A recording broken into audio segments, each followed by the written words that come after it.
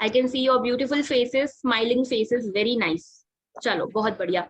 So let's come to the session now. Alright, शुरू करते हैं आज का session and we will be looking into this thing that how to crack UPSC prelims in last 90 days। So the question here stands to be कि आखिरी 90 days क्या sufficient हैं UPSC की तैयारी के लिए, और क्या आप आखिरी 90 डेज में सही तरीके से प्रिपेयर करके can you crack this exam.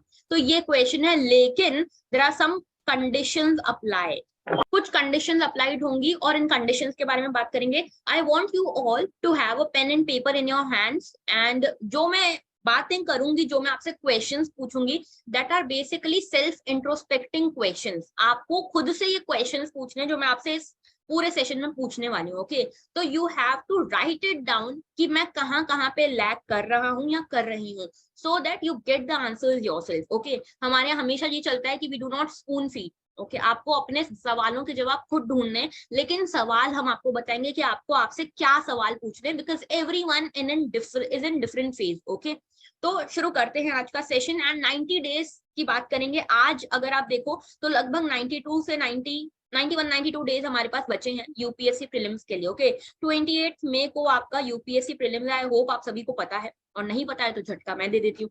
तो यूपीएससी प्रीलिम्स जो है 28 मई 2023 को शेड्यूल्ड है and the question is are you ready. Now I won't ask this question to you right now कि are you ready, because you do not, I think that you might not have the clarity right now कि आप ready हो कि नहीं हो। तो question मैं आपसे पूछूंगी आगे। सबसे पहले आप मुझे बताओ कि आपको क्या लगता है, how are you feeling about the prelims. UPSC prelims के बारे में आपको इन 4 इमोजीज में से क्या लग रहा है कि आपकी कौन सी स्टेज है। I will explain each of the emoji. Okay wait, तो सबसे पहले ये वाला जो इमोजी है, this is first number emoji, जिसमें आप हो बहुत ज्यादा एंशियस, बहुत ज्यादा एंजाइटी बिल्डअप हो रही है आपके अंदर कि भाई कैसे होगा, इतने सारे सोर्सेज, इतना सारा कुछ पढ़ने का है, ये कंप्लीट कैसे होगा, and every day you feel अ धक धक इन योर दिल। ओके, तो ये है हमारी एंजाइटी वाली स्टेज। दूसरी है एकदम सैड वाली स्टेज कि अब तो हमसे कुछ नहीं होना है, you have given up all the hopes. I hope ये सेकंड वाली स्टेज आपकी ना हो। थर्ड वन है ओवर स्मार्ट सी थोड़ी सी स्टेज, जिसमें आपको लगता है कि मैंने पूरा सिलेबस अब कंप्लीट कर लिया है, अब मुझे ज्यादा कुछ नहीं करना है, बस रिवीजन होगा, कंप्लीट हो जाएगा। And the fourth one is कि कोई फर्क नहीं पड़ता, ये सब मोह माया है, देखा जाएगा। तो these are 4 stages. Let me know in the chat that in which stage you all are. Okay, बताओ मुझे फटाफट से। ओके, कुछ लोग 1 कह रहे हैं, कुछ लोग 4 कह रहे हैं, कुछ लोग 3 भी कह रहे हैं, और कुछ लोग 2 भी कह रहे हैं। जल्दी जल्दी बताओ मुझे, फटाफट से बताओ मुझे। I want this session to be very interactive because this is going to be very very productive for all of you. Okay, questions पूछूंगी मैं, इसीलिए ये पहले सेल्फ इवैल्यूएशन करने को कह रही हूँ। ओके, काफी लोग हैं फर्स्ट स्टेज में। ओके, देखो फर्स्ट स्टेज से निकलना इज द इजीएस्ट। ठीक है, फर्स्ट स्टेज से निकलना इज द इजीएस्ट, लेकिन ये बाकी 2, 3, 4 स्टेजेस से निकलना थोड़ा सा डिफिकल्ट हो सकता है। ठीक है, इसमें क्या है, बस आपको हार्ड वर्क करना है और आप निकल जाओगे, और बाकी 2, 3, 4 में आपको अपने दिमाग को समझाने की जरूरत है। ठीक है, कि ऐसा नहीं चलेगा। अगर जो लोग बिल्कुल छोड़ के बैठे मोह माया है वगैरह करके, तो थोड़ा डर जरूरी है, डर लगना चाहिए। ओके, एंड जो लोगों को ये लग रहा है कि सिलेबस कंप्लीट हो गया है, मेरी बात मानो, मैंने खुद ने अटेम्प्ट दिए हैं, मेरे बहुत सारे फ्रेंड्स हैं जो अभी भी इस जर्नी में इन्वॉल्व हैं, and I have an experience of 8 years in this field. Okay, including my own preparation phase and the teaching phase. तो I have an experience of 8 years। Syllabus UPSC exam का कभी खत्म नहीं होता, कभी भी नहीं। आप 6 अटेम्प्ट दे दोगे फिर भी आपका सिलेबस कभी खत्म नहीं होगा। तो जिन लोगों को ये लग रहा है कि उनका सिलेबस खत्म हो गया, सिलेबस खत्म नहीं होता। ओके, एंड सेकंड स्टेज तो बहुत खतरनाक है कि सब कुछ गिव अप कर दिया। देखो, गिव अप करना is not the choice, give up should never be a choice. Okay, तो ये वाली स्टेज, ये सेकंड, थर्ड, फोर्थ स्टेज जो है डिफिकल्ट वाली है। तो if you are in the second, third and fourth stage, इसको अपने मेंटल चेंजेस लाओ और come into first stage. Okay, और फर्स्ट स्टेज से भी अगर आप बेटर हो सकते हो, then well and good. Okay, चलिए ठीक है। तो many of you are in this first and second stage, and I hope that बहुत जल्दी आप इस फर्स्ट स्टेज से भी कोप अप कर लो। ऑलराइट, चलिए देन, तो बेसिकली बात करते हैं। ये देखो, ये याद रखना है, जो जो चीजें मैं पूछ रही हूँ ना, ये सब आपको याद रखना है कि क्यों पूछ रही हूँ, आगे समझ में आएगा। प्रीलिम्स जो है इतना डिफिकल्ट क्यों लग रहा है, as many of you said कि हम फर्स्ट या सेकंड स्टेज में हैं। इसका मतलब आप सभी को प्रीलिम्स कहीं ना कहीं डिफिकल्ट लग रहा है। मुझे ऐसा लगता है कि many of you are the first timers, first attempt दे रहे हो या फिर सेकंड या थर्ड अटेम्प्ट दे रहे होगे। तो जो लोग सेकंड, थर्ड, फोर्थ अटेम्प्ट दे रहे हैं उनका मैं समझ सकती हूँ फर्स्ट और सेकंड इस तरह की स्टेजेस में होना। और जो फर्स्ट अटेम्प्ट दे रहे हैं क्योंकि उनका पहला एक्सपीरियंस है, इसीलिए हो सकता है कि वो उनमें जोश ज्यादा हो। लेकिन आई वॉन्ट कि this attempt to be your final attempt, इसी अटेम्प्ट में आपकी पूरी नैया पार हो जाए। And I wish to see an IAS tag before your names. Okay, तो देखो यहाँ पे तीन चीजें हैं, समझना। ये तीन चीजें हैं जिसके कारण प्रीलिम्स जरूर बहुत ज्यादा डिफिकल्ट हो जाता है। एंड ये चीज नोट करना, इंट्रोस्पेक्ट करना, that are you doing these three things जिसके कारण आपके लिए प्रीलिम्स डिफिकल्ट हो रहा है। पहली चीज है ह्यूज सिलेबस। सिलेबस बहुत बड़ा है, जैसे कि मैंने बताया सिलेबस यूपीएससी का कभी भी खत्म नहीं होता है। तो एक तो सिलेबस इसको बहुत डिफिकल्ट बनाता है। एंड मैं हमेशा कहती हूँ कि हमारा जो सिलेबस है, प्रीलिम्स और मेंस की तैयारी में डिफरेंस है। हाँ ठीक है, समझना ये चीज। आपको लोग कहते हैं कि प्रीलिम्स और मेंस की तैयारी अलग अलग नहीं की जाती है, एक साथ की जाती है, लेकिन वो अप्लाई होता है आपके जून से लेके फरवरी तक के टाइम के ऊपर। जून से फरवरी तक का जो टाइम होता है ना, उस पे अप्लाई होता है ये, कि प्रीलिम्स और मेंस की तैयारी साथ में होती है। लेकिन after February you should switch your gears to completely for prelims. Okay, अगर आप लोगों में से अभी भी कोई अपने ऑप्शनल की तैयारी कर रहा है या मेंस का कुछ पढ़ रहा है, हाथ जोड़ के विनती है, प्लीज छोड़ दो उसको। ठीक है, now focus on prelims, shift your gears, this is a major time. और मैं ये बताती हूँ कि प्रीलिम्स और मेंस के सिलेबस को कवर करने में डिफरेंस कहाँ आता है। देखो समझना ये चीज, ये मान लो ये एक ओशन है, मान लो ये एक ओशन है, इस ओशन का जो सरफेस वाटर है ना, ये सरफेस, आपको पूरा सरफेस कवर करना है, ये होती है आपकी प्रीलिम्स की तैयारी। मतलब एक भी कोना ऐसा नहीं होना चाहिए जो आपको नहीं आपने कवर किया हो। ठीक है, एटलीस्ट सरफेशियली तो आपको सब कुछ कवर करना है। और मेंस में क्या होता है, there are some hot points, some major frequent points, इनमें आपको कवर करना है सरफेस, और आपको बहुत डेप्थ में इसकी पढ़ाई करनी है। तो mains is about the frequent themes which are asked multiple times and you have to delve deep into them. आपको बहुत कॉम्प्रहेंसिव नॉलेज लेना होता है कोई भी पर्टिकुलर टॉपिक का। लेकिन प्रीलिम्स इज अबाउट सरफेस, तो आप कितना सरफेस क्रिएट करते हो, कितना सरफेस कवर करते हो, that is your Mantra for prelims. तो प्रीलिम्स में बहुत अंदर घुस घुस के मत पढ़ना, हर फैक्ट याद करने की जरूरत आपको नहीं है, ये चीज समझना। लोग क्या करते हैं, अभी बजट आया तो डाटा याद करने लग गए कि कितना पैसा कौन सी मिनिस्ट्री को अलोकेट किया गया है। This is not important. Okay, surface से आपको तैयारी करनी है प्रीलिम्स की, मेंस में आपको डेप्थ में जाना है, पहली चीज। दूसरी चीज कि कंपटीशन बहुत ज्यादा है। प्रीलिम्स, लोग कहते हैं कि मेंस ज्यादा डिफिकल्ट है, लेकिन प्रीलिम्स जो है ज्यादा कॉम्पिटिटिव हो जाता है। क्यों? क्योंकि 10 लाख लोग फॉर्म भरते हैं, और 10 लाख लोगों में से सिर्फ 10 से 15 हजार लोगों का प्रीलिम्स निकलता है। ठीक है, तो 10 से 15 हजार लोगों का क्योंकि प्रीलिम्स निकलता है 10 लाख लोगों में से, तो it is huge huge competitive exam. Okay, लेकिन अगर आप देखोगे प्रीलिम्स से जब मेंस में जाते हो, तो 10-15 हजार लोगों में से 3,000 लोगों का तो सिलेक्शन होता ही है, तो कंपटीशन काफी कम हो जाता है मेंस में। प्रीलिम्स में कंपटीशन बहुत हाई रहता है। ठीक है, लेकिन अगर आप लोगों ने पहले कभी प्रीलिम्स क्लियर किया होगा तो आपको ये रियलाइज होगा कि हर स्टेज पहली वाली स्टेज से डिफिकल्ट होती है कंटेंट वाइज, तैयारी वाइज, लेकिन कंपटीशन सबसे ज्यादा प्रीलिम्स में है, ये मानना पड़ेगा। और इसका अंदाजा आपको आगे और होगा जब मैं आपको ये रियलाइज करवाऊंगी कि जब आप मॉक्स देते हो, आप अपने मार्क्स को दूसरों से कंपेयर करते हो और खुद को डीमोटिवेट करके गिल्ट में डाल के अपनी तैयारी और लोअर कर लेते हो। तो mind it, if you are doing the same thing, do not make this exam more difficult for you by comparing yourself to others। दूसरों से कंपेयर करके खुद को अपने लिए इस एग्जाम को और डिफिकल्ट मत बनाइए। ओके, तीसरी चीज, abundant resources। होता ये है कि लोग बोलते हैं कि ये एग्जाम इसीलिए डिफिकल्ट है कि रिसोर्सेज की कमी है। उल्टा होता है। आप देखो इस मोमेंट पे आप में से मेजॉरिटी ऑफ द लोग अपना 1 से 2 घंटा पूरे दिन का इस चीज में बिताते होंगे कि कहीं से कोई बेटर रिसोर्स मिल जाए, कहीं फोटोकॉपी मिल जाए, फोटोस्टैट की शॉप्स पे बैठे रहते होंगे, या फिर कोई नया रिसोर्स मिल जाए, टेलीग्राम पे कोई कोचिंग मटेरियल PDF मिल रहा है जिसमें सब कुछ हैंड रिटन है, शॉर्टेस्ट नोट्स हैं। ये चीज आप बहुत खोजते हो, एंड प्लीज इसको मत खोजो, क्योंकि जितने रिसोर्सेज होंगे ना उतने आपके दिमाग में कंफ्यूजन बढ़ेगा, and that is going to basically spoil your preparation.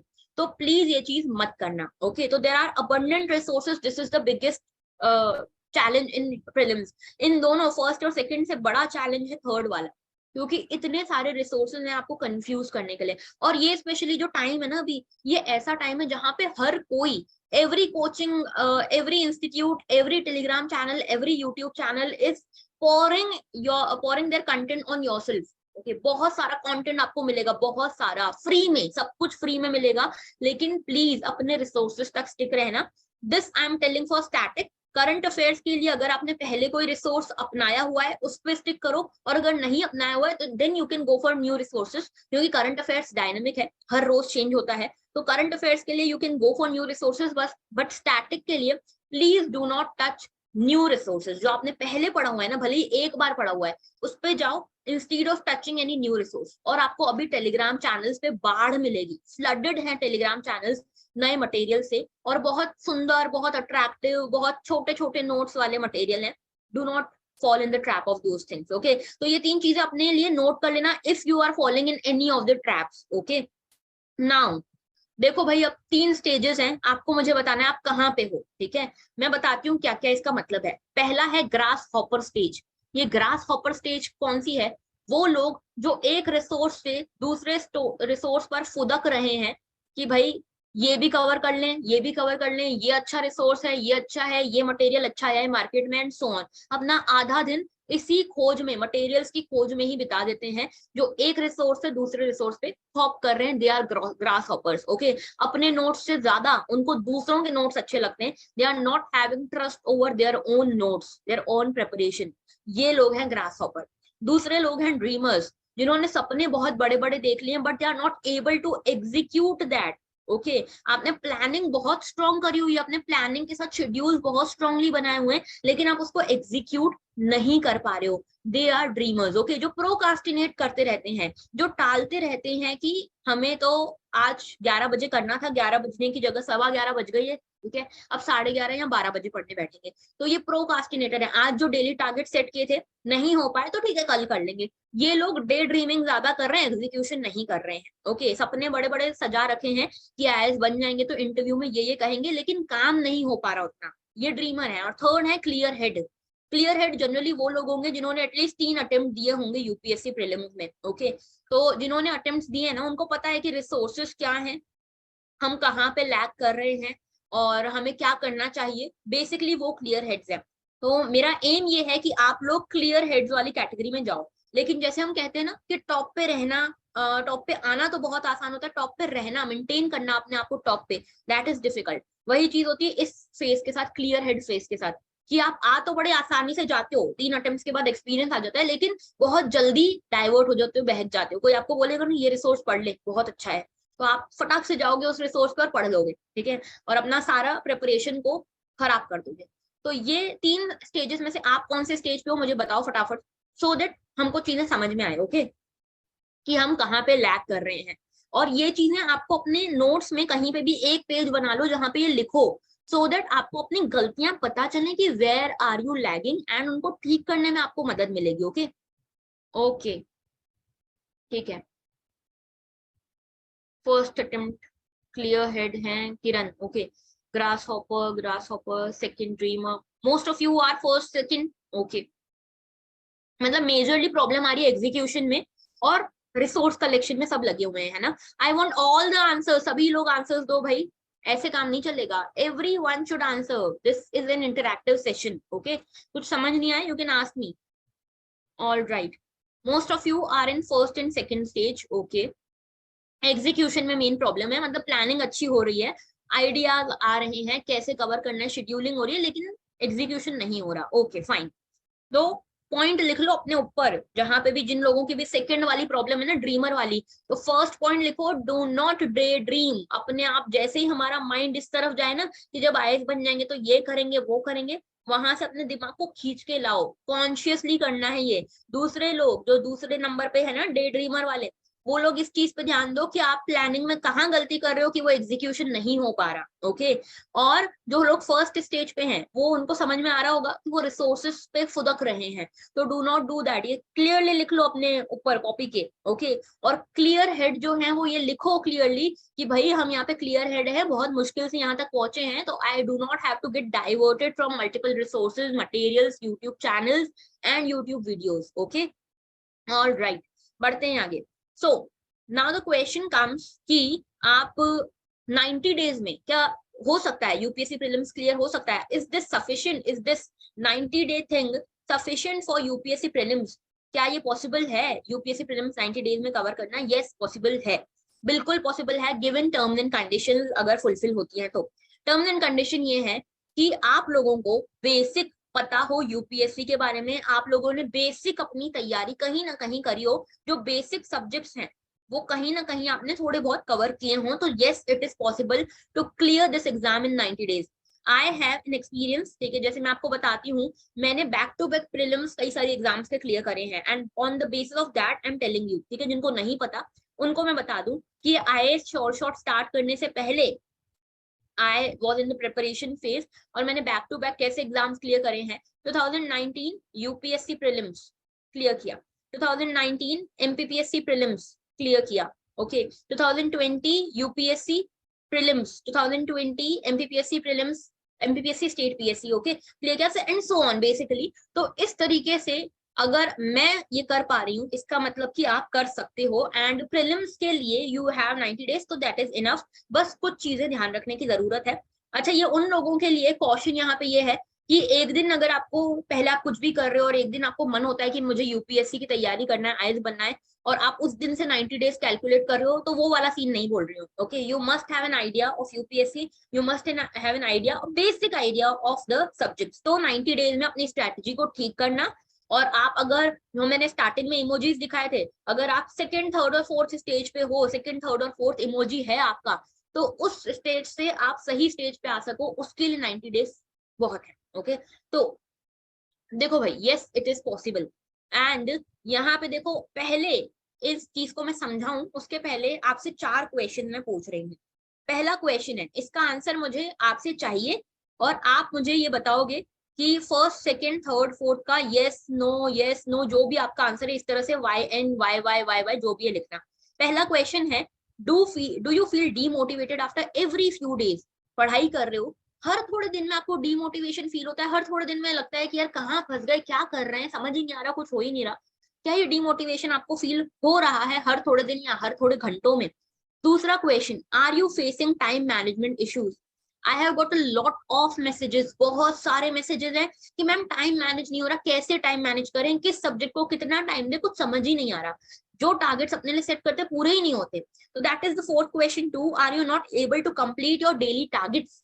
क्या आपके डेली टारगेट्स कंप्लीट नहीं हो रहे, जो आपने अपने लिए टू डू लिस्ट बनाई थी, शेड्यूल बनाया था, क्या वो कंप्लीट नहीं हो रहा है? हर रोज कुछ ना कुछ बच जाता है, और उसके कारण फिर और गिल्ट और डिमोटिवेशन आता है। And the third question is, are you too afraid of the current affairs? क्योंकि करंट अफेयर्स बहुत डायनामिक है, बहुत वास्ट है। स्टैटिक में हमको पता है, पॉलिटी में लक्ष्मीकांत कर ली हो जाएगा, हिस्ट्री में स्पेक्ट्रम कर ली हो जाएगा, करंट अफेयर्स में कुछ भरोसा नहीं कहाँ से क्या होगा, क्योंकि करंट अफेयर्स इतना फैला हुआ है। तो क्या आपको करंट अफेयर्स से फोबिया है, डर लगता है? अगर हाँ, तो मुझे बताओ कि इन सबका आंसर आपके लिए क्या है, वाई वाई वाई वाई या एन एन एन एन, जो भी आपका आंसर मुझे चैट में बताओ फटाफट से, so that I get to know your situation. Okay, all right, तो there are multiple wise. Okay, ठीक है, बहुत सारे लोगों का यस यस है, स्पेशली सेकंड थर्ड फोर्थ में यस है, ठीक है, काफी लोगों को करंट अफेयर से डर नहीं लगता है, विच इज वेरी गुड, बहुत बढ़िया। ओके, सब लोग अपने अपने नोट्स में, ये अपने जहां पे भी आप नोट कर रहे हो उधर लिखो कि what is your problem from these four things, what is your problem, ठीक है, आप किस चीज में आपको प्रॉब्लम हो रही है, जिसका भी यस आंसर दे रहे हो ना वो प्रॉब्लम्स में लिखो, और जिसका भी नो आंसर लिख रहे हो वो स्ट्रेंथ में लिखो, क्योंकि वो आपकी स्ट्रेंथ है।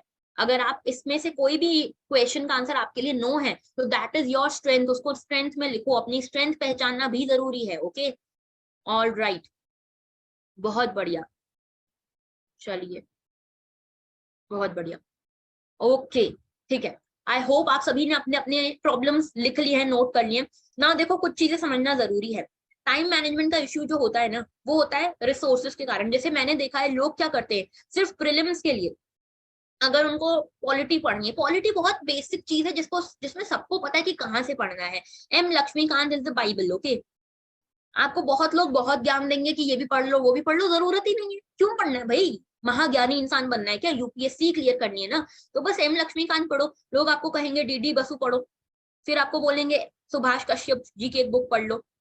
अब देखो, ये सारे रिसोर्सेज अच्छे हैं, मना नहीं कर रही कि अच्छे नहीं है, लेकिन ये मेंस के लिए है, प्रीलिम्स में इसकी जरूरत नहीं है। इनफैक्ट अगर आप एम लक्ष्मीकांत भी देखोगे तो उसमें भी कुछ पोर्शन ऐसा है जो आपको पढ़ने की जरूरत ही नहीं है, वो मेंस के लिए बना हुआ है। जो लास्ट के पार्ट्स है ना बने हुए लक्ष्मीकांत के इंडेक्स में, आप देखना जो लास्ट के पार्ट्स है वो पढ़ने की जरूरत नहीं है आपको, वो नहीं आता है मेंस में, आता है प्रीलिम्स में आता ही नहीं, मेंस में आता है।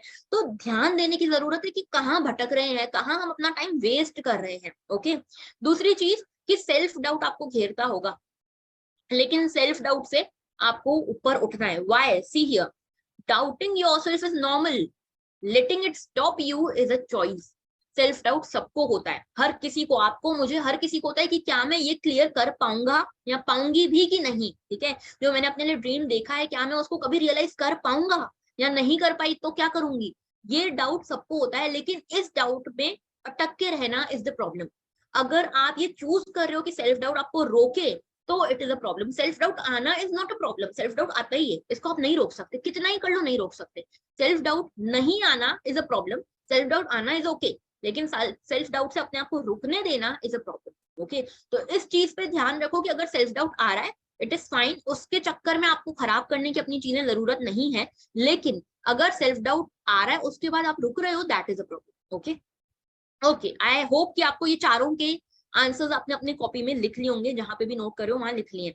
Now moving forward, there are some question points. यहाँ पे भी ध्यान देना कि आप इनमें से क्या गलती कर रहे हो, ठीक है। कौन सी जगह है जहां आप गलती कर रहे हो, उसको नोट करना। I will tell you one by one.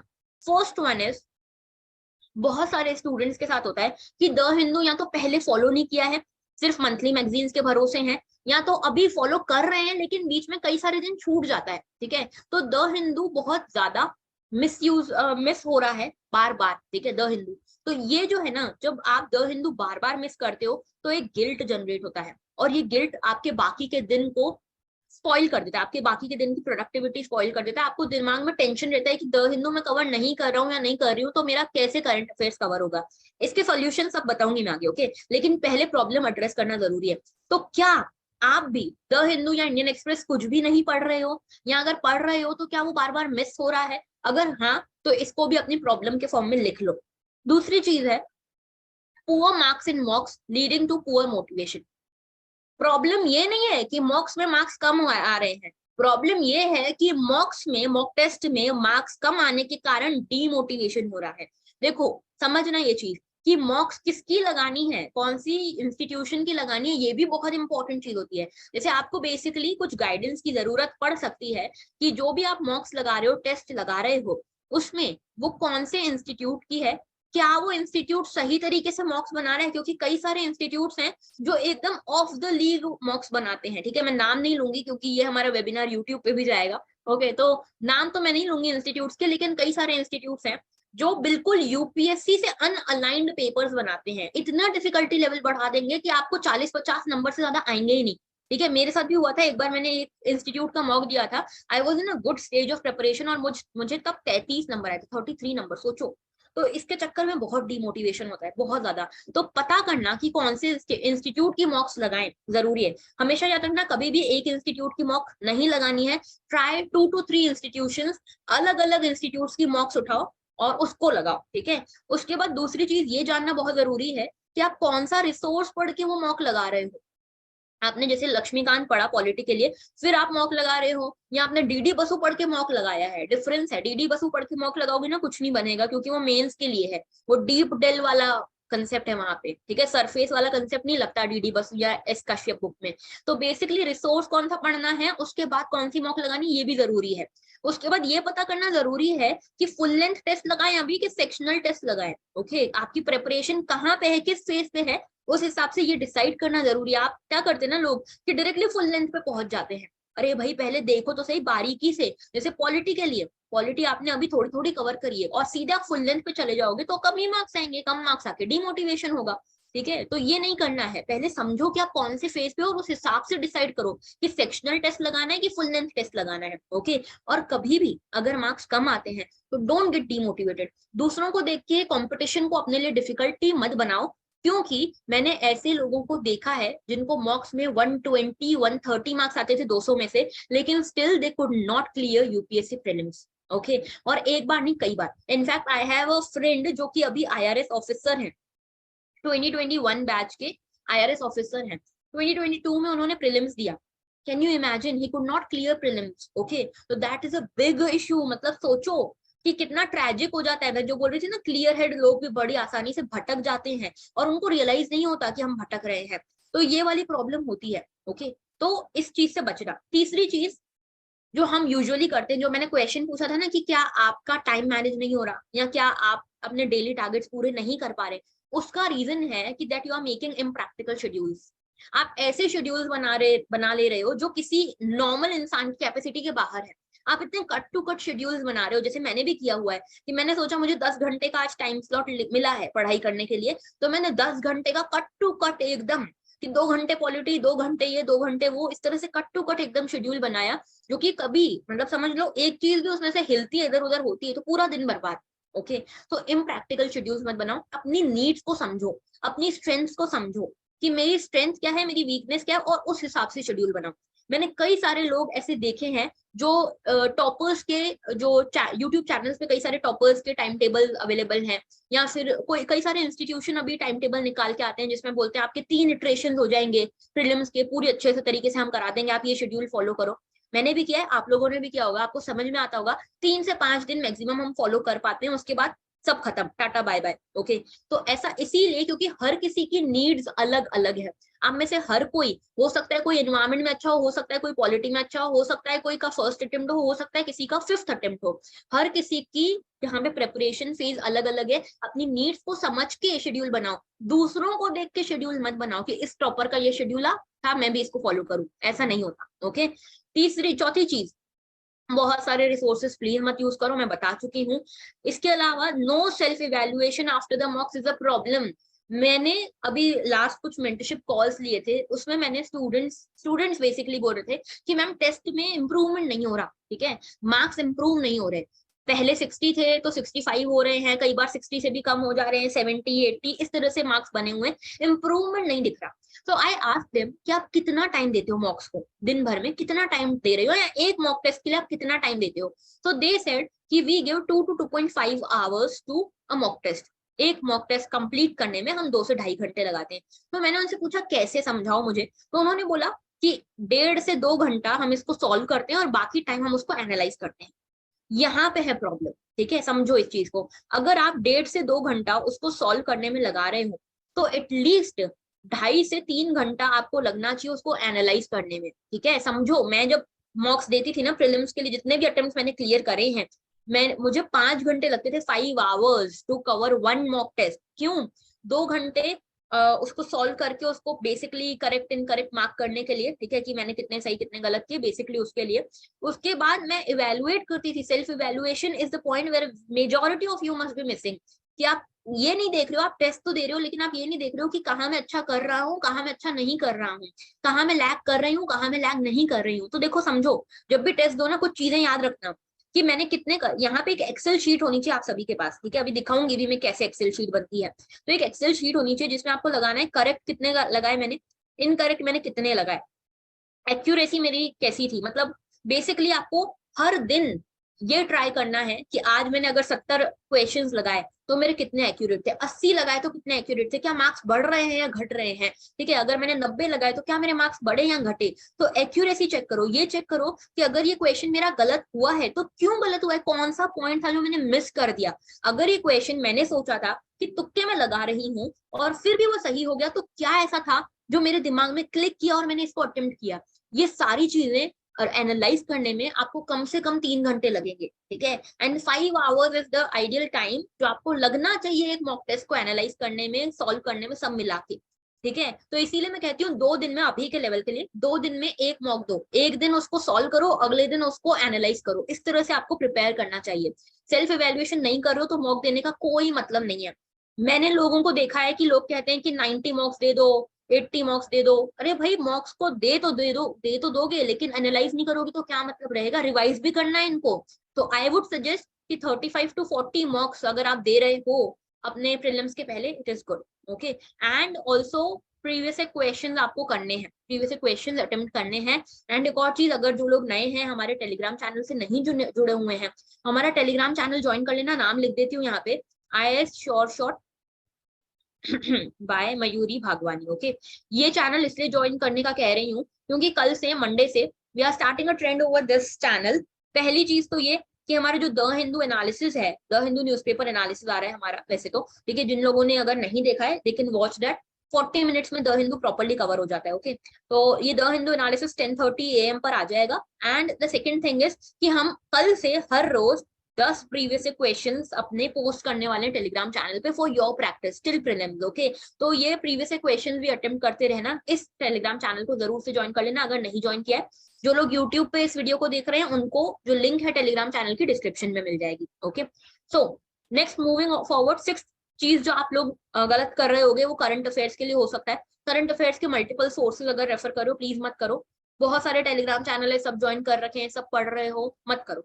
अगर आपने द हिंदू फॉलो करा है, देखो ये करंट अफेयर्स के लिए 2 सोर्सेज हैं, बेस्ट है, उससे ज्यादा भटकना मत।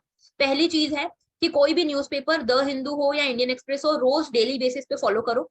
उसके लिए आप पहले एनालिसिस देख सकते हो, जैसे हमारा एनालिसिस आता है 40 मिनट में एनालिसिस हो गया, नेक्स्ट 20 मिनट्स लगेंगे आपको द हिंदू कवर करने में, पढ़ने में मतलब। तो कुल मिला के 1 घंटे में द हिंदू कवर। ओके, हमारा एनालिसिस अच्छा लगे वो देखो, नहीं अच्छा लगे किसी और का एनालिसिस देखो। ओके, तो बेसिकली ये। दूसरी चीज आपको करनी है कि अगर आप मंथली मैगजीन फॉलो करते आ रहे हो तो उसी पे स्टिक रहो, मंथली मैगजीन ही फॉलो करो फिर, लेकिन उसको रिवाइज करते रहो। और अगर आपने मंथली मैगजीन फॉलो नहीं करी है अभी तक तो यू कैन ज्वाइन आवर लक्ष्य प्रोग्राम, जिसके बारे में मैं आगे बताऊंगी। ओके, तो लक्ष्य प्रोग्राम ज्वाइन कर सकते हो। हम इसमें जनवरी 2022 से लेके मई 2023 तक का करंट अफेयर्स कवर कर रहे हैं। Okay, and in a very very nominal price, तो यू कैन डू दिस। तो यहाँ पे अगर प्रॉब्लम है उसको नोट कर लो। Then 7th one is over emphasis on सब सब्जेक्ट्स। कुछ सब्जेक्ट के ऊपर आप इतना टाइम लगा रहे हो, इतना टाइम लगा रहे हो, जो आउटपुट भी आपको नहीं मिलने वाला है। जैसे मैं आपको बताऊंगी लो हैंगिंग फ्रूट्स कौन से होते हैं यूपीएससी में। First one is geography, specially geography mapping. अभी मैं एक सेशन बना रही थी जिसमें मैंने एनालाइज किया कि ज्योग्राफी मैपिंग से कितने क्वेश्चन आए हैं। तो भाई साहब आप मानोगे नहीं, ज्योग्राफी मैपिंग से 2022 में 7 क्वेश्चंस, ठीक है, लगभग 5 से 7 क्वेश्चन आ ही रहे हैं ज्योग्राफी मैपिंग से, and it takes minimum of the time. ठीक है, मतलब मेरे साथ तो ऐसा था कि जब मैं बोर हो जाती थी, नींद आती थी पढ़ने के बाद, तो I used to have an atlas in my hand. 20 minute के लिए मैं सिर्फ एटलस पढ़ती थी, एटलस देखती थी। कोई भी एक कॉन्टिनेंट उठा लिया, उसको सिर्फ निहारो, देखो कि कहाँ पे क्या है। तो that would take just your 20 minute of the day, जब आप बहुत बोर्ड फील करो, एग्जॉस्टेड फील करो तब। And that might give you 7 marks right, 7 questions right in the UPSC. बहुत ज्यादा होते हैं ये 7 क्वेश्चन। ओके, सेकेंड आपका साइंस एंड टेक, बहुत कम इनपुट में बहुत अच्छा आउटपुट मिलता है आपको इसमें। एनवायरमेंट, ठीक है, बहुत कम इनपुट में बहुत अच्छा आउटपुट मिलता है। मैंने देखा है लोगों को हिस्ट्री में, इकोनॉमी में 3-3, 4-4 महीने रगड़ते हुए। ठीक है, अपना इतना क्रूशियल टाइम आप इन सब्जेक्ट्स में दे रहे हो जिनका ट्रेंड डिसाइडेड है। जैसे इकोनॉमी में मैंने लोगों को देखा 4-4 महीने पढ़ते हैं इकोनॉमी। अरे भाई आपका ऑप्शनल नहीं है इकोनॉमी, आप इतना टाइम क्यों दे रहे हो उसके लिए? इकोनॉमी में से आप अगर ट्रेंड उठा के देखना, मेरी बात पे मत विश्वास करो, ट्रेंड उठा के देखना, इकोनॉमी में से 2 तरह के क्वेश्चन आते हैं। पहले आते हैं जो कोर क्वेश्चन होते हैं, जैसे कि अगर ये रेपो रेट बढ़ गया या ऐसा ऐसा हो गया तो इन्फ्लेशन आएगा कि नहीं आएगा, इन्फ्लेशन आएगा, डिफ्लेशन आएगा, अगर ये कंडीशन आ गई तो रुपी अप्रिशिएट करेगा कि डिप्रिशिएट करेगा। ये कंसेप्चुअल चीजें हैं। ठीक है, इसमें आपको इतना रगड़ के 4-4 महीने पढ़ने की जरूरत नहीं है। ओके, तो कोर क्वेश्चन आते हैं। और दूसरी चीज जो आती है वो आती है करंट अफेयर्स बेस्ड। ओके, तो you do not have to give 4 months, 3 months to one subject, जो जिसका आउटपुट भी आपको इतना नहीं मिलना है। ओके, तो एकदम दिमाग से रैशनली एनालाइज करो कि कितना टाइम देके कितना आउटपुट मिल रहा है। और इनफैक्ट जो मैंने ये सब्जेक्ट्स भी बताया ना, ज्योग्राफी, साइंस एंड टेक वाले, मैपिंग, इसमें भी आपको बहुत टाइम नहीं देना। जैसे ज्योग्राफी मैपिंग का कह रही हूँ 20 minutes for a month, that's it, खत्म। ओके, साइंस एंड टेक में भी आपको बहुत ज्यादा टाइम नहीं देना है। ओके, तो ये चीजें ध्यान रखना। सबमिटर गया गलती से। ओके, तो ये याद रखना। और सी सेट को अगर निगलेक्ट कर रहे हो, प्लीज मैं आपको बार बार नहीं कहना चाहूंगी, this is a bitter truth. आप लोगों ने मार्कशीट्स देखी होगी कई सारे लोगों की, जिसमें आपने देखा होगा कि उनको जीएस में 120 मार्क्स आ रहे हैं, 110 मार्क्स आ रहे हैं, 125 मार्क्स आ रहे हैं, लेकिन सीसैट में दे could not score even 66 marks. ठीक है, किसी को 65 आ रहे हैं, किसी को 60 आ रहे हैं, और इस चक्कर में क्या होता है, पूरे साल भर की मेहनत बर्बाद। तो सीसैट को भी ध्यान दो, देखो कि आप कौन से स्टेज पे हो, देखो कि आपकी स्ट्रेंथ कहाँ है, देखो कि आपकी वीकनेस कहाँ है, उस हिसाब से आगे बढ़ो। ओके, एंड ये देखो इस तरह से बेसिकली ये मैंने क्या लेकर आई हूँ आपके सामने, ये है बेसिकली असेसमेंट शीट्स। ये असेसमेंट शीट्स किसकी हैं? ये असेसमेंट शीट्स हमारे स्टूडेंट्स की हैं जिन्होंने लक्ष्य प्रोग्राम में एनरोल किया है। Lakshya programme is basically a current affairs based programme, जिसके बारे में अभी बताऊंगी मैं आपको। तो उसमें हम बेसिकली क्विजेस लेते हैं डेली बेसिस पे, और मैंने अपने स्टूडेंट्स को, हमने ये इस तरह से एक असेसमेंट शीट बना के दी है। उसमें आपको क्या करना होता है, आपको अपना डे लिखना होता है कि कौन सा डे की आप बात कर रहे हो, उस पर आपको अपने स्कोर्स लिखने होते हैं कि कितने मार्क्स आपको आए हैं। उसके अलावा आपको लिखनी होती है अपनी मिस्टेक्स, कि मैंने आज अगर कोई क्वेश्चन गलत किया तो क्यों गलत किया, अगर मैंने कुछ सीखा तो क्या सीखा। जैसे कि एंड अच्छा, जिनकी भी मैं मार्कशीट्स आपको असेसमेंट शीट्स दिखा रही हूँ, इनका नाम हटा दिया मैंने for the privacy reasons, but I am really really proud of all दो स्टूडेंट्स जिन्होंने भी असेसमेंट शीट्स भेजे, बिकॉज ये लोग वो है जो एनालाइज कर रहे हैं, खुद को एनालाइज करके क्रिटिसाइज कर रहे हैं कि मैं यहाँ गलती कर रहा हूँ या कर रही हूँ। ओके, तो दैट इज वेरी इंपॉर्टेंट। देखो यहाँ पे जैसे इन्होंने लिखा didn't revise the previous lectures, revision की कमी, उसके अलावा टाइम क्रंच था। ठीक है, फिर उसके बाद इन्होंने लिखा है कि क्वेश्चंस मिसरीड कर रही हूं मैं बार बार। ठीक है, तो क्वेश्चन मिसरीड ना हो, तो इन्होंने ये कॉन्शियसली अपने दिमाग में से लिखा है कि मेरा प्रॉब्लम ये हो रही है कि क्वेश्चन गलत पढ़ रहे हैं, उसके कारण गलत आंसर लगा रहे हैं। ओके, फिर देखो यहाँ पे कुछ कंसेप्ट क्लियर नहीं है। जैसे इन्होंने लिखा रेबीज के बारे में, एक दिन हमने क्वेश्चन पोस्ट किया, तो इन्होंने लिखा कि मुझे रेबीज के बारे में नहीं पता था कि क्रोकोडाइल्स भी रेबीज फैलाते हैं। तो इन्होंने ये चीज कॉन्शियसली लिखी है सो दैट इनको याद रहे आगे के लिए। इधर देखो, तो इन्होंने लिखा कि जब एक क्वेश्चन गलत हो गया मेरा, तो मेरा आगे का माइंडसेट भी खराब हो गया और मैंने आगे के सारे क्वेश्चन गलत कर दिए, तो दिस इज इज प्रॉब्लम। तो इन्होंने इस प्रॉब्लम पे फिर टैकल किया और इस चीज समझी कि एक क्वेश्चन अगर गलत हो भी जाए, शुरुआत के क्वेश्चन अगर नहीं भी बन रहे तो कोई दिक्कत नहीं, आगे के बन जाएंगे। ये माइंडसेट में चेंज आएगा, और ये जब आप अपनी गलतियां एनालाइज करोगे तब आएगा। ओके, अनएक्सपेक्टेड क्वेश्चंस, इन्होंने बोला कि कभी अनएक्सपेक्टेड क्वेश्चन आ जाते हैं तो नहीं समझ आता क्या करें, तो मार्क्स कम हो जाते हैं। तो उसके लिए खुद को तैयार करना है कि अनएक्सपेक्टेड क्वेश्चन आ रहे हैं तो क्या करें, इतनी प्रैक्टिस करनी है। ओके, एक्स्ट्रा इन्फॉर्मेशन अगर आपने नहीं पढ़ी हुई है उसको पढ़ो। ये बेसिकली मैं आपको क्यों दिखा रही हूँ कि आप भी ऐसे इस तरह से अपने लिए असेसमेंट करो। ओके, और ये तो कम ही असेसमेंट है, अभी हम इसको और ग्रॉस और अग्रेसिव लेवल पे लेकर जाने इस असेसमेंट को। ओके, जैसे यहाँ देखो, ये स्माइल्स देख रहे हो, ये स्माइल्स हमको बेसिकली देती है सेटिस्फेक्शन, कि यहाँ पे स्टूडेंट कर रहा है इम्प्रूव, जो उसने पहले गलतियां करी वहां से ये इम्प्रूव हो रहा है। ठीक है, तो चाहे आप इम्प्रूव हो रहे हो, चाहे अभी आप गलतियां कर रहे हो, कुछ भी, yet you should be proud of you कि एटलीस्ट आप असेस कर रहे हो अपने आप को। ठीक है, एंड मैं आपको इसके बारे में थोड़ा और डिटेल में बताती हूँ, जिनको नहीं पता है लक्ष्य प्रोग्राम के बारे में उनको बता देती हूँ कि लक्ष्य प्रोग्राम बेसिकली हमारा करंट अफेयर्स बेस्ड प्रोग्राम है, जिसमें हम टारगेटेड करंट अफेयर्स कवर कर रहे हैं फॉर प्रीलिम्स, यूपीएससी प्रीलिम्स के लिए हम ये कवर कर रहे हैं थ्रू वीडियो लेक्चर्स। आपको लगभग 40 to 50 लेक्चर्स हम प्रोवाइड करते हैं, जिसमें हम जनवरी 2022 से लेकर मई 2023 तक का 1.5 साल का करंट अफेयर, 18 मंथ का करंट अफेयर हम कवर करेंगे। ज्यादा बड़े नहीं होते, 30 to 40 मिनट्स के लेक्चर्स होते हैं। ओके, और इसके अलावा डेली करंट अफेयर्स क्विज है, ज्योग्राफी मैपिंग के सेशन है। इसमें हम लॉजिकल ट्रिक्स की बात करेंगे कि यूपीएससी प्रीलिम्स में अगर आपको क्वेश्चन नहीं भी आता है तो भी आप उसको कॉमन सेंस से सॉल्व कर सकते हो, तो इसकी भी बात करने वाले हैं। और अनलिमिटेड डाउट क्लियरिंग सेशन है, करंट अफेयर जो भी हमने पढ़ा है उससे रिलेटेड कहीं पे भी कोई डाउट आता है, you can ask our team multiple times, hundreds of times, कोई दिक्कत नहीं है।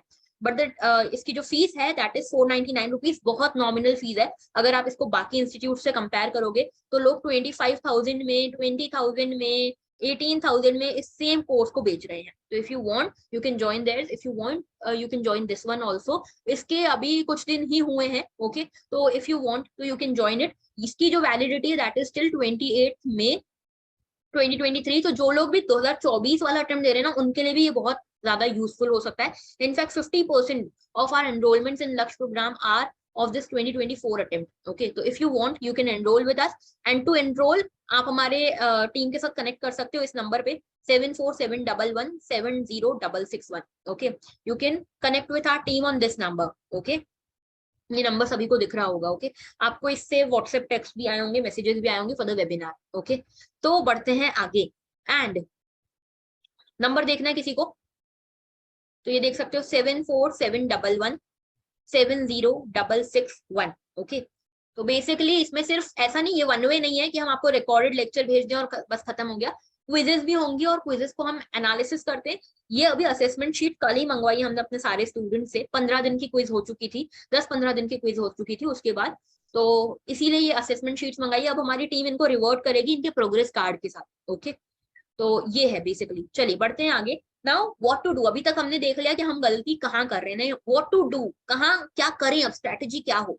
तो दो चीजें ध्यान रखना, साथ रखना, परसीवरेंस एंड पेशेंस, बहुत जरूरी, बहुत ज्यादा जरूरी। हर रोज लो फील होगा, हर रोज आपको ऐसा लगेगा कि क्या कर रहा हूं मैं, क्या कर रही हूं मैं, लेकिन उस टाइम पे अपने अंदर फेथ रखना, बिलीफ रखना, ठीक है।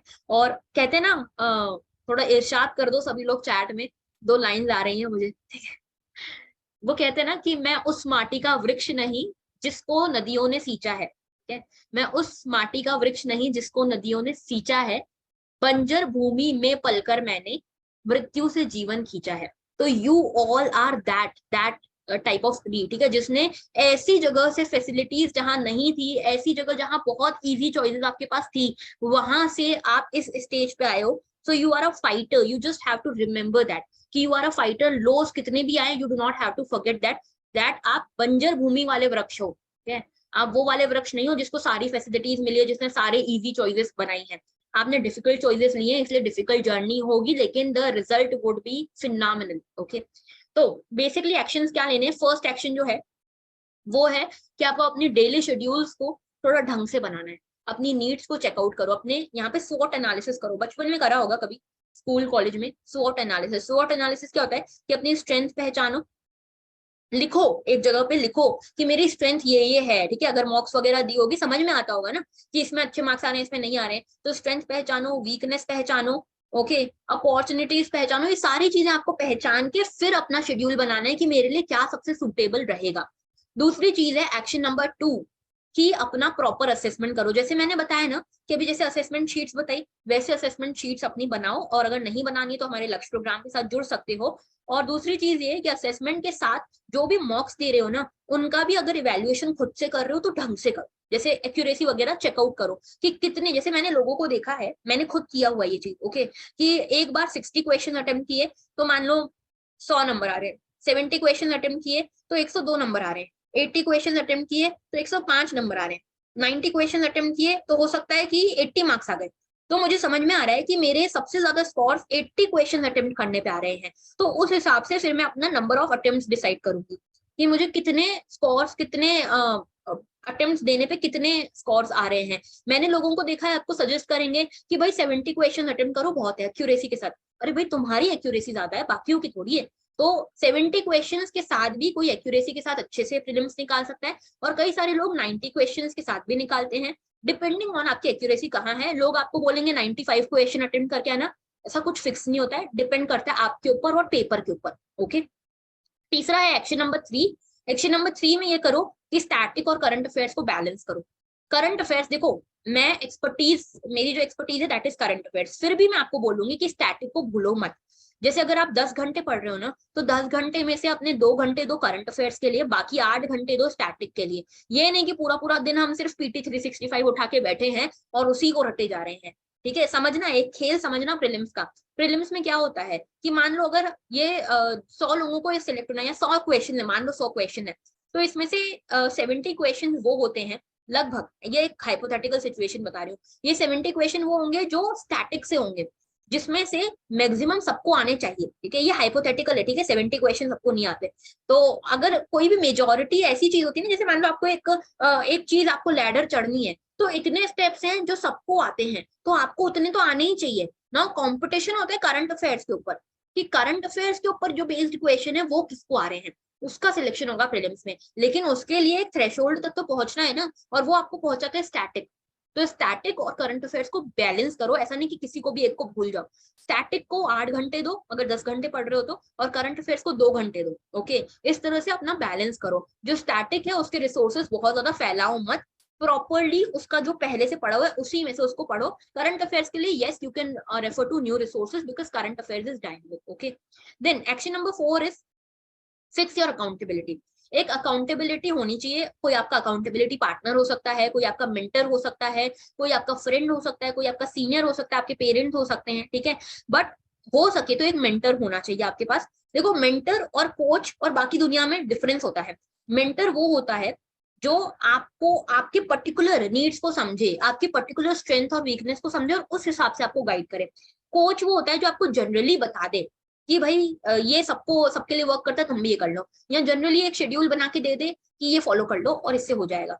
सबके लिए जो one size fit all approach होता है ना, वो होता है कोच का। लेकिन मेंटर का अप्रोच होता है कि भाई आपकी प्रॉब्लम को समझे और उसके हिसाब से आपको सोल्यूशन दे। तो मेंटर लो, अगर हो सके तो एक मेंटर होना चाहिए आपके पास। हो सकता है आपका कोई फ्रेंड हो जो आपकी प्रॉब्लम समझता हो, आपका कोई सीनियर हो जिससे आप प्रॉपर्ली खुल के बात कर सको। पेरेंट्स से हम उतने खुल के, और ना ही पेरेंट्स को उतना नॉलेज होता है ना यूपीएससी का, बहुत कम लोग होते हैं जिनको नॉलेज है। तो पेरेंट्स से हम उतने खुल के बात भी नहीं कर सकते। तो try to have a mentor, if you can have a teacher, if you can have a mentor who can support you in your journey. होना चाहिए जो आपको पीछे से पुश करे। आप अगर कम मार्क्स लाओ तो आपसे पूछे कि क्यों मार्क्स कम आए, कहाँ मार्क्स कम आए। अकाउंटेबिलिटी, जैसे मैंने आपको असेसमेंट शीट दिखाई, तो हम इनसे पूछेंगे कि यहाँ क्यों गलती हुई तुमसे।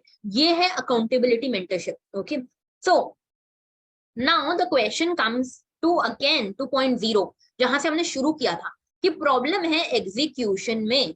आइडियाज तो बहुत हैं, प्लानिंग तो बहुत है, शेड्यूलिंग तो बहुत है, एग्जीक्यूशन में प्रॉब्लम आ रही है। जैसे कहते हैं life is easy to plan but difficult to execute, same goes with UPSC. आसानी से हम प्लान कर लेते हैं, ये सारी प्रॉब्लम्स मैंने आपको बता दी, समझ गए होंगे आप लोग। लेकिन देखते हैं कितने लोग एग्जीक्यूट कर पाते हैं, क्योंकि एग्जीक्यूशन बिकम्स वेरी डिफिकल्ट। मेरे लिए भी था, आप लोगों के लिए भी होगा शायद। तो basically for that thing, execution को इजी बनाने के लिए we have come up with this programme named Aarambh programme, which is completely a mentorship based program for UPSC 2023. Okay, and इसमें हम बेसिकली यही करेंगे कि आपकी पर्सनल नीड्स को ध्यान में रखते हुए एक प्रॉपर शेड्यूल, एक प्रॉपर टारगेट्स, असेसमेंट, सब कुछ रिसोर्सेज का फाइनलाइज करके we will be your accountability partner. Okay, तो इसमें फुल फ्लेजेड मेंटरशिप होने वाली है यूपीएससी प्रीलिम्स 2023 के लिए, और इसमें कंप्लीट हैंड होल्डिंग रहेगी। We will be completely supporting you till UPSC prelims 2023। इसमें कुछ प्रैक्टिकल शेड्यूलिंग हम करेंगे। अगर आप ये मेंटरशिप सेशन ज्वाइन करते हो तो पहले एक मेंटरशिप सेशन होगा 1-to-1, जिसमें हम 1 घंटा 1.5 घंटा जितना टाइम लगे हम आपकी स्ट्रेंथ एंड वीकनेस से समझेंगे और उसके हिसाब से आपके साथ बैठ के आपकी शेड्यूलिंग करेंगे कि आपको क्या पढ़ना, कितना टाइम किसको देना चाहिए। Okay, depending upon your problems, depending upon your needs, depending upon your strengths. Okay, and there would be no nonsense 1-to-1 counseling every week. हर वीक एक जूम सेशन होगा, इंटरैक्टिव सेशन होगा, जिसमें अगर आप अच्छा कर रहे हो तो there would be a performance appraisal, आपको और इंसेंटिव्स दिए जाएंगे, आपको और अच्छे से एनकरेज किया जाएगा। और अगर अच्छा नहीं कर रहे हो, कहीं पे भी लैग कर रहे हो, तो उसके लिए डांट भी पड़ेगी, और डांट के साथ आपको सीख भी मिलेगी कि कहाँ पे क्या गलती हम कर रहे हैं। तो that would be complete hand holding from our side. You will be getting experienced faculties जो आपको मदद करेंगे आपकी गोल्स अचीव करने में। एंड जो ये फैकल्टीज होने वाले हैं, वो फैकल्टीज होने वाले हैं जो एक्सपीरियंस है, जिन्होंने 2, 3, 4 मेंस दिए हुए हैं।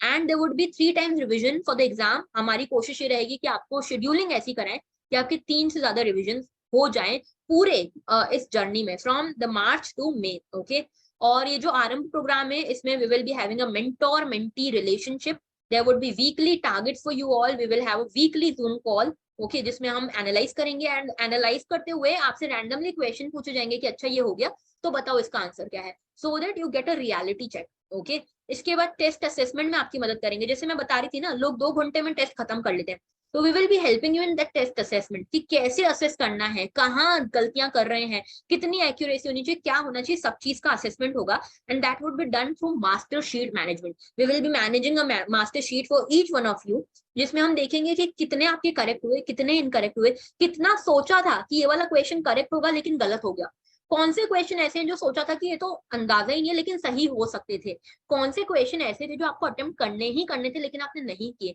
एक्यूरेसी कितने पे सबसे ज्यादा आ रही है, कितने पे स्कोर सबसे ज्यादा आ रहे हैं, ये सारी चीज का मैनेजमेंट हमारे एंड से होगा। और एक परफॉर्मेंस ट्रैकर आपको हम देंगे, जिसमें हम प्रोग्रेस रिपोर्ट की बात करेंगे आपकी, कि हर दिन हर वीक आप कितना ऊपर जा रहे हो, कैसे जा रहे हो, कितनी स्पीड से जा रहे हो। तो this is basically the Aarambh program, and this would be valid till May 2023, ठीक है, 28 मई। और आप चाहो इसको ज्वाइन कर सकते हो। इसकी फीस होने वाली है, 1 टाइम फी होने वाली है 3 months की, ठीक है, from starting from 1st March। इसकी फी होने वाली 1 मार्च से 28 मई तक की ये फी है, जिसमें we will be hand holding you and we will be fixing your accountability and the fees would be 5999। But इसका ऐसा नहीं कि आप ऐसे ही एनरोल कर लोगे, there is a selection criteria for this. Selection criteria ये है कि हम सिर्फ 7 लोगों को लेने वाले, 7 सीट्स हैं यहाँ पे, क्योंकि हफ्ते में 7 दिन होते हैं, वीक में 7 दिन होते हैं, और इस 7 दिन में हम चाहते हैं कि हम बिल्कुल भी डाइवर्ट ना हो। 7 स्टूडेंट्स जो हम सिलेक्ट करें that would be our final students, जिन पे हम अपनी जी तोड़ मेहनत लगाने वाले हैं, ठीक है। तो ये 7 दिन के हिसाब से एक एक दिन हम एक एक स्टूडेंट को प्रॉपरली एलोकेट कर सके, उनका प्रॉपर परफॉर्मेंस ट्रैकिंग कर सके। तो उसके लिए we will be only enrolling 7 students, और इन 7 स्टूडेंट्स में अगर आप चाहते हो कि आप एक हो, तो आपको ये 2 क्वेश्चंस का आंसर करना है। We basically want to check कि आप कितने सीरियस हो अपने ड्रीम को लेकर। तो इस सीरियसनेस को चेक करने के लिए there are 2 questions for you all, जो आपको आंसर करने हैं, उस बेसिस पे सिलेक्शन होगा। ओके, तो first question is that why do you want to be an IAS? आप एक आईएएस ऑफिसर या आईपीएस ऑफिसर आखिर बनना क्यों चाहते हो? पहला क्वेश्चन ये है। और दूसरा question, what sacrifices have you made till now to realise your dream? ऐसा क्या सैक्रिफाइस आपने किया है? क्या आपने अपनी एक अच्छी खासी जॉब छोड़ी है? क्या अच्छा खासा प्लेसमेंट छोड़ा है? क्या आप अपने घर से दूर रह रहे हो? जो भी सैक्रिफाइसेस आपने अभी तक किए हैं अपने ड्रीम को रियलाइज करने के लिए, वो हम जानना चाहते हैं। वी वांट टू नो कि आप कितने सीरियस हो अपने ड्रीम को लेकर। इसको आपको आंसर किस में करना है? आपको इसके बाद, इस वेबिनार के बाद एक गूगल फॉर्म सेंड किया जाएगा। आप उस गूगल फॉर्म को भर के इनका आंसर दे सकते हो, सबमिट कर सकते हो। और अगर जो लोग यूट्यूब पे देख रहे हैं, they can find this Google form in the comment section. आप कमेंट सेक्शन से इसको चेकआउट कर सकते हो और कमेंट सेक्शन से ये गूगल फॉर्म भर सकते हो। We will be basically telling you the results on 28 February. 28 Feb को आपको इसके रिजल्ट्स बताए जाएंगे कि कौन 7 लोग हैं जिनको हमने सिलेक्ट किया है। आपको मेल्स आ जाएंगे जो जो भी सिलेक्टेड होंगे। और एक कंडीशन ये है कि अगर आपको सिलेक्ट किया जाता है तो you will get 24 hours to submit the fees. Okay, अगर आप 24 आवर्स में सबमिट करते हो फीस तो वेल एंड गुड, आपको ये सीट मिलेगी। और अगर नहीं करते हो तो assuming that you do not need that seat, हम वो सीट किसी और को दे देंगे जो भी नेक्स्ट क्वालिफाई करेगा, ठीक है। तो 24 आवर्स का आपको टाइम मिलेगा। अगर 24 आवर्स में सबमिट नहीं हो पाती फीस तो हम आगे दूसरे को दे देंगे, अज्यूमिंग दैट कि आपको जरूरत नहीं है। ओके, तो अगर आप हमसे रीच आउट करना चाहते हो तो ये सारे मीडियम है जिसके थ्रू आप हमसे रीच आउट कर सकते हो। ये हमारा यूट्यूब चैनल है IAS sure shot by Mayuri Bhagwani, Instagram है हमारा आईएएस श्योर शॉट, ईमेल है, और साथ में कॉल एंड व्हाट्सएप कर सकते हो। अगर लक्ष्य प्रोग्राम में एनरोल करना है और कोई भी डाउट है तो you can call over this number, WhatsApp कर सकते हो। या फिर अगर आपको आरंभ प्रोग्राम में कोई डाउट है तो यू कैन अगेन टेक्स्ट और call on this number. Okay, जो लोग भी यूट्यूब पे देख रहे हैं, अगर आप एनरोल करना चाहते हो, एनरोल जल्दी से जल्दी कर लो। We will be checking out जो भी बेस्ट एंट्रीज आएंगी। इनफैक्ट इवन आफ्टर 28 फरवरी अगर हमको बेटर एंट्रीज मिलती है, we will be enrolling them. Okay, तो अगर आप जितनी जल्दी, जो लोग वेबिनार में है ना, उनके लिए प्रिविलेज ये है कि आपके पास सबसे पहली अपॉर्चुनिटी है कि आप इस आरंभ प्रोग्राम में एनरोल कर सकते हो। ये आरंभ प्रोग्राम में पहले मैं आपको बता रही हूँ, उसके बाद मैं इसको यूट्यूब पर डालूंगी। तो यूट्यूब वालों को बाद में पता चलेगा, वेबिनार वालों को पहले पता चल रहा है। तो if you want to enrol, जल्दी से जल्दी गूगल फॉर्म भर देना। And the last thing that we have for you is that believe you are halfway there, keep hustling to the finish line. अपने अंदर एक फेथ रखो, एक विश्वास रखो कि आप इस एग्जाम को क्लियर करने के लिए बने हो। अगर आप नहीं क्लियर करोगे तो कौन क्लियर करेगा? Okay, and thank you for being here, thank you for having this conversation with us, and thank you for making us help you, and that was all. Thank you for watching and have a very good day ahead.